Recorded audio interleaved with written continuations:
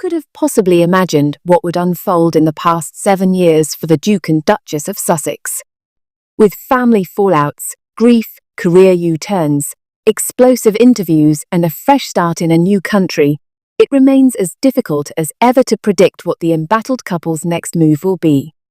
What is clear, though, is that Prince Harry, 40, and Meghan Markle, 43, are stronger than ever as they celebrate their 7th wedding anniversary on Monday.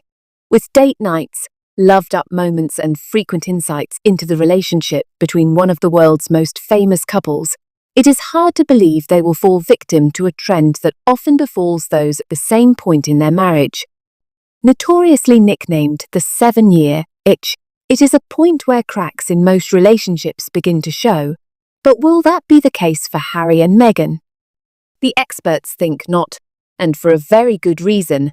They've weathered press storms, royal fallout, and global headlines, yet Harry and Meghan's relationship remains strong, relationship expert Tina Wilson says. As they approach this classic relationship milestone, all signs suggest they're more than ready to ride it out. The 7-year itch is that point where the initial excitement fades and real-life pressures, parenting, careers, and identity shifts can start to test even the closest couples. But what sets Harry and Meghan apart is that they've already faced the kind of intense life changes most relationships never experience, and they've done it together, backing each other every step of the way. That level of early pressure often creates a deeper bond and lasting emotional endurance. This is a view shared by leading body language expert Judy James, who admits that the considerable escalation in PDA between the couple is very telling. Meghan's response to any threats of the dreaded 7-year itch in their marriage seems to have been to put her foot on the gas in terms of performing loving, tactile poses and issuing some equally gushing quotes to prove to the world that they are even more in love than before. Some of her poses look like a romantic episode of Suits. During her recent sit-down with her friend, Jamie Kern-Lima, on her podcast, Meghan's love for her husband was clear. Asked if she believes they will be married forever, she confidently replied, "Yes. He's also a fox if you haven't noticed. My husband is very, very handsome. But his heart is even more beautiful." After meeting on a blind date, the intensity of their relationship took hold very quickly. Meghan was granted privileges never given to any previous royal bride-to-be, such as joining the royal family at Christmas at Sandringham in 2017, 5 months before they said, "I do."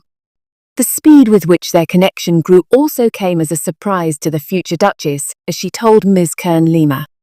"At the beginning, everyone is like butterflies, and then we immediately went into the trenches together right out of the gate, like 6 months into dating. From the very beginning, they've made deliberate decisions as a couple, putting their relationship at the forefront and choosing each other every time," Ms. Wilson adds. Going through such massive life changes, such as leaving the royal family, relocating to the US, and carving out a new path on their own terms, it's clear their relationship takes priority, and they are not just surviving change. They're steering it together. One of the biggest reasons for their resolute determination to stay together lies deeply rooted in their separate childhoods, which are surprisingly intertwined. As they are both the children of divorced parents from unhappy marriages, it is clear that it is their greatest wish to break this generational cycle for Prince Archie, 6, and Princess Lilibet, 3. The couple themselves admitted that the emotional fallout of their parent divorces bonded them in the early days of their relationship. In their 2023 Netflix docuseries, Harry and Meghan, they revealed how they share an ambition not to repeat the same mistakes their parents made. "There's so much, I think, from anyone's childhood that you bring with you into the present, especially when you're the product of divorce," Meghan said.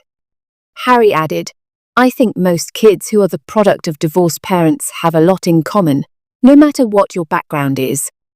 Being pulled from one place to another, or maybe your parents are competitive, or you're in one place longer than you want to be, or another place less than you want to be. There's all sorts of pieces to that, Taking a further swipe at the way he and Prince William were raised, Harry said, "I think it's such a responsibility as human beings that if you bring a small person into this world, you should be doing anything you can to make the world a better place for them.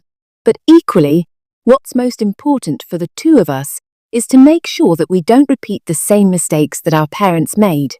On that sunny day on May 19, 2018, the nation watched as Prince Harry and Meghan Markle tied the knot at St George's Chapel, Windsor, following weeks of wedding drama surrounding the bride's family. Fast forward 7 years, and they are parents to 2 young children, have a beautiful home in California, have bustling careers, and have exciting projects galore. Of course, very little has changed on the score of family drama, and the challenges will keep coming as the year goes on. Meghan, who is estranged from both of her half-siblings, Thomas Markle Jr. and Samantha Markle, is set to face a court hearing in Atlanta with Samantha, 60, on August 11th. Samantha previously sued Meghan over remarks made in the Sussexes' interview with Oprah Winfrey and their Netflix series, but the case was dismissed in March 2024. Adding further fuel to the fire, Thomas announced the news that he is writing a tell-all book on Meghan's childhood. Speaking from the Philippines, where he has relocated with his elderly father, Thomas Markle Sr., he said, "When my book is finished, it'll be swooped up real quick 'cause it's getting there. I'm working on it. It's coming out. It's gonna be good." With Prince Harry's BBC interview on his UK security appeal now destined to go down in the annals of famous royal interviews, Meghan's year so far has been far more positive. Not only has she launched her podcast, Confessions of a Female Founder, but she has also sold out of all her products through her company, as ever, and released the first series of her lifestyle program, with Love Meghan, on Netflix.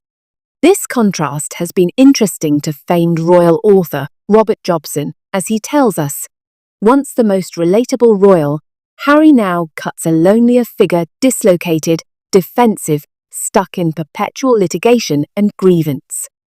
A man without a country, and now without much joy. Of course, no outsider can know the full truth inside Montecito's walls. But Harry's tone, repetitive, resentful, betrays a deep unease. His fall was steep. Hers, strategic. Meghan pivoted. Harry plummeted.